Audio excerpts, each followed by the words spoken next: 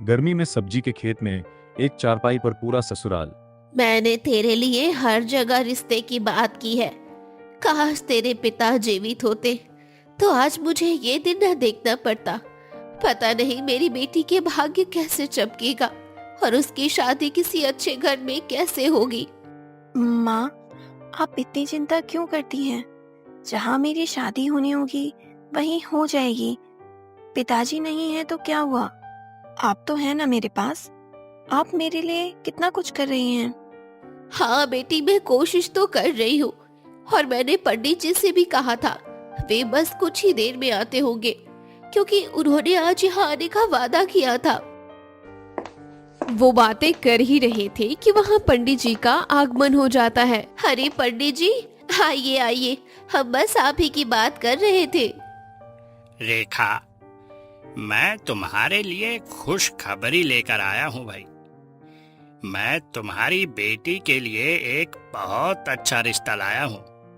लड़के वाले पड़ोस के गांव के ही रहने वाले हैं और बहुत अच्छे लोग हैं।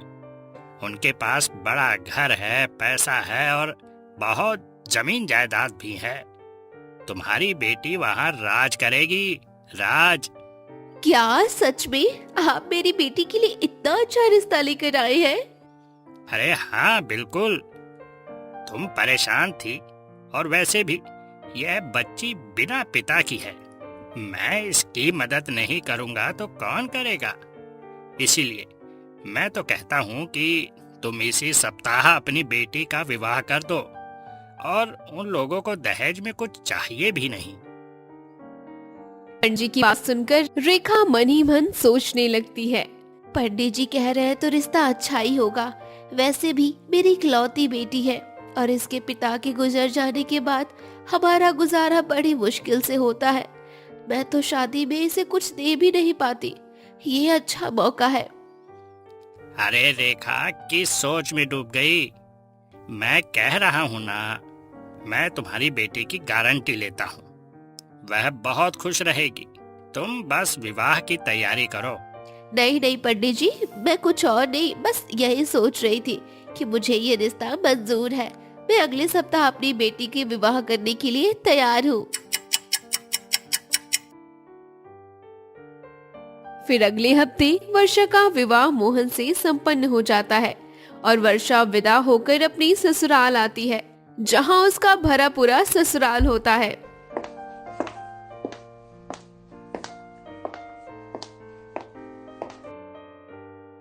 अरे बड़ी भाभी, देखिए छोटी भाभी कितनी सुंदर है ना।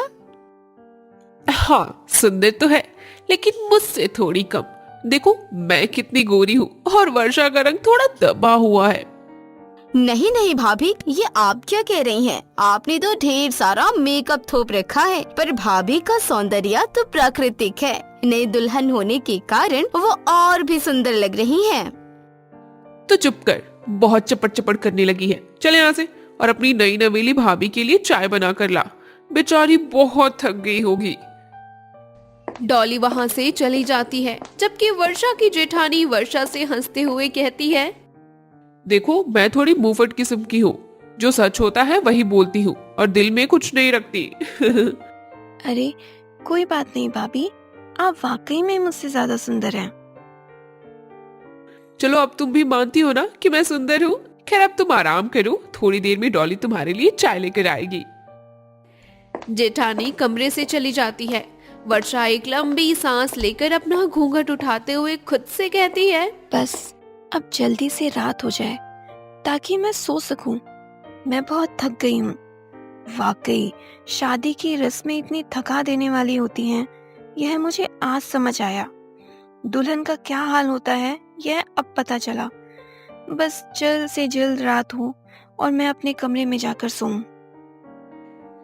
वर्षा अभी ये सोच ही रही थी कि तभी डॉली चाय लेकर आई और बोली,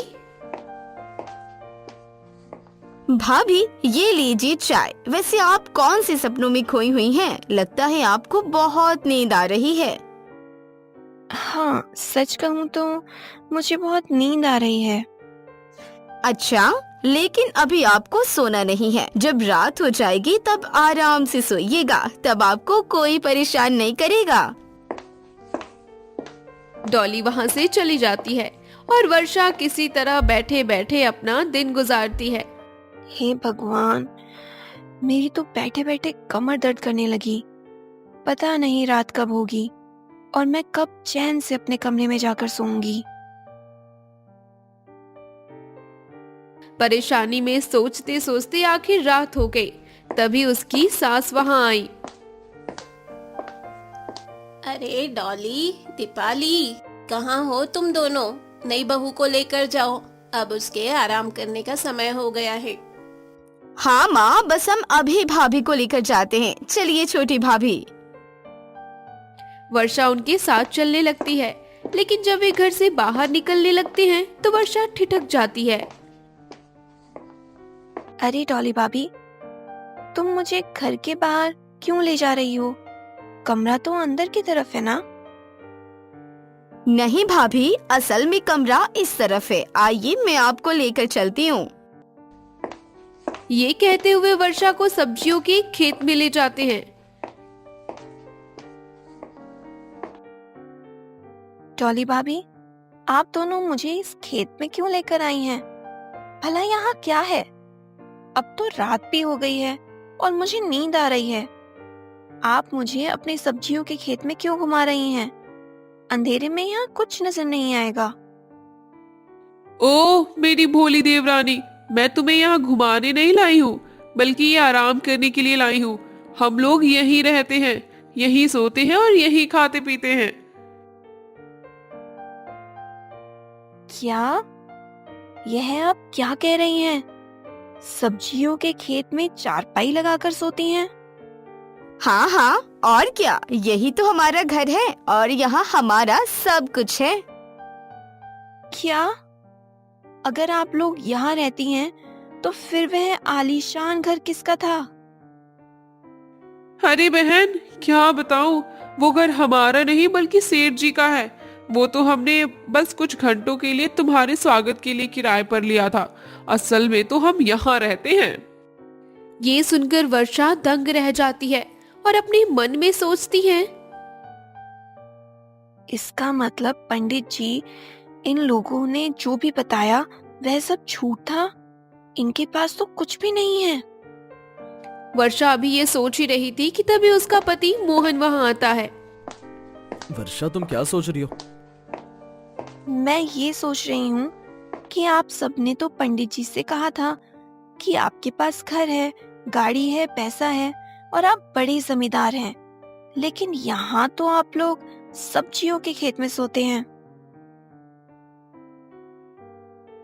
हाँ वर्षा, मैं बहुत गरीब हूँ।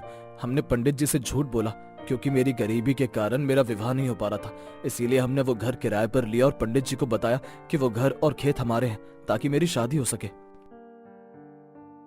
इसका मतलब सबने मुझसे झूठ बोला?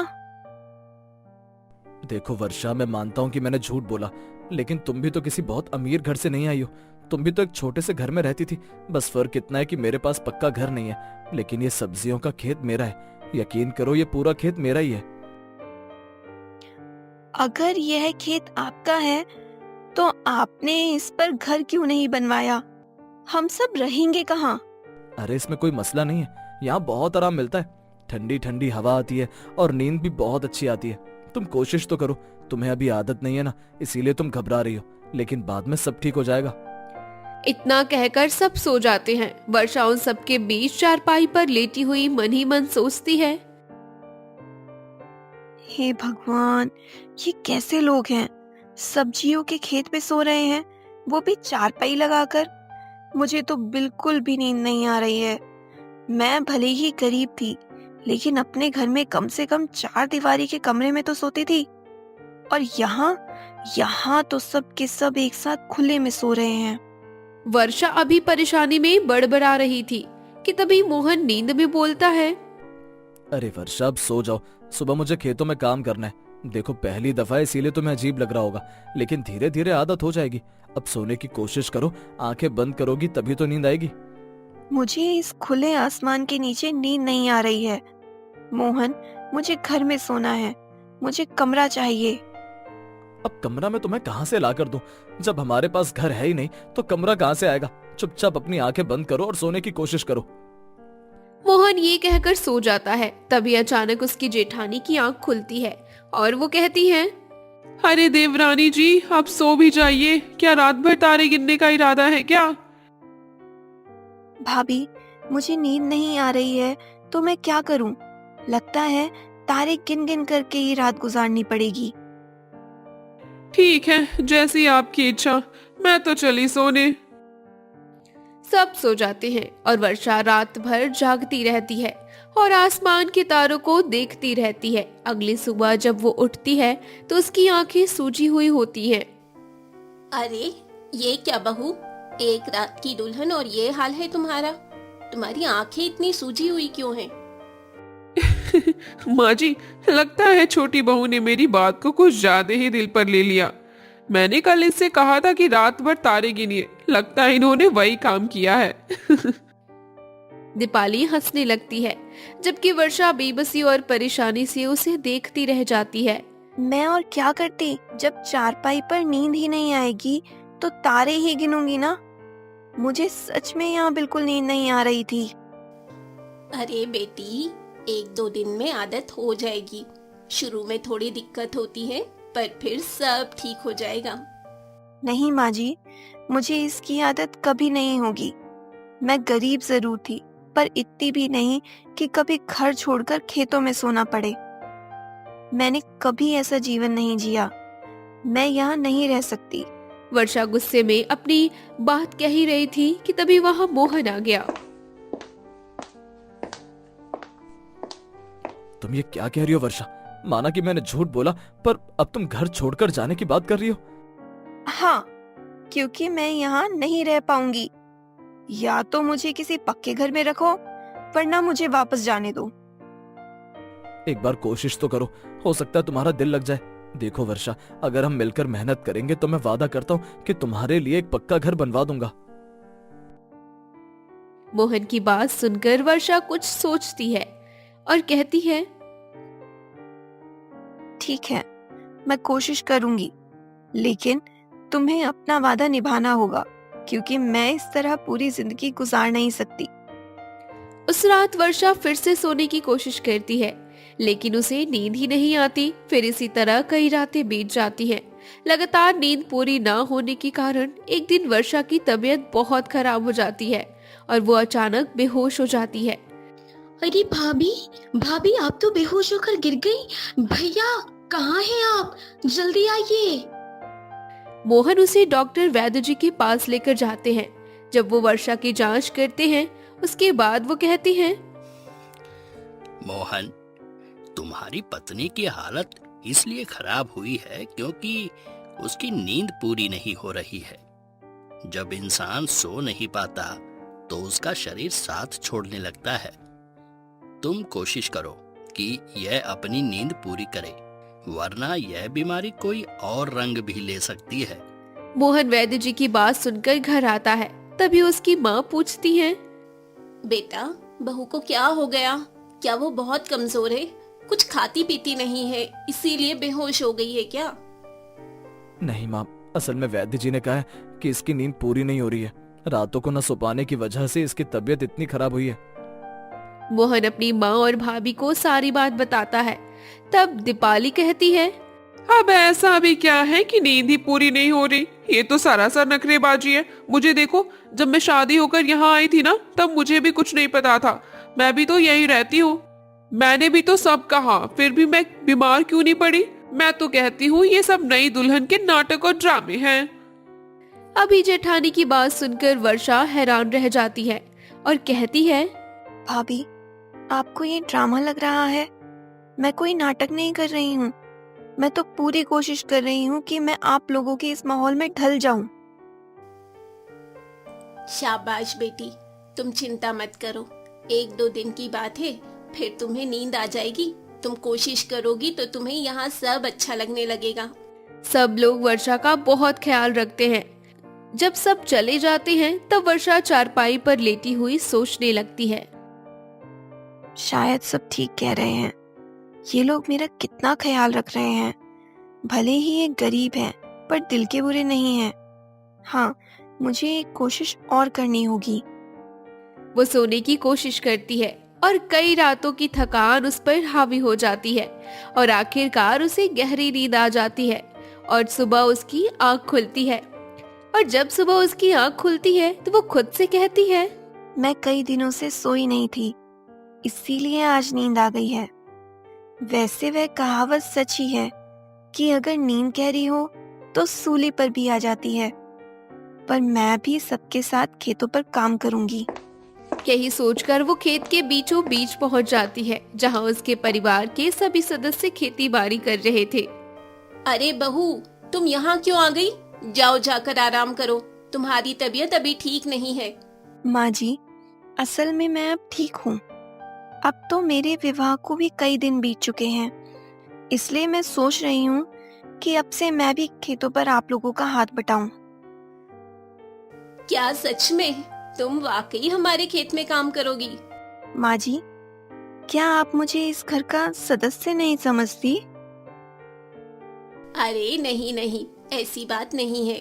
मुझे तो बहुत खुशी होगी। चलो आओ, मैं तुम्हें सिखाती हूँ कि सब्जियाँ कैसे बोई जाती है और उन्हें कैसे तोड़ना है।